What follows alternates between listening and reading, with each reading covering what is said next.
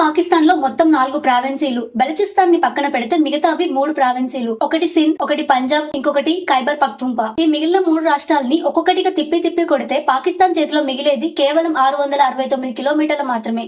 మన defence system ని చూస్తే వాళ్ళ గుండెల్లో భయం పుడుతుంది. ఎందుకంటే మన దగ్గర ఉన్న పృథ్వీ మిజైల్ 150 నుండి 350 కిలోమీటర్ల వరకు సుమారుగా టార్గెట్ చేసి బ్లాస్ట్ చేస్తుంది. అగ్ని 1, అగ్ని 2, అగ్ని 3, అగ్ని 4, అగ్ని 5 మిజైల్స్ మొత్తం కూడా 700 నుండి 8000 కిలోమీటర్ల వరకు టార్గెట్ ని ఈజీగా రీచ్ అవ్వగలుగుతాయి.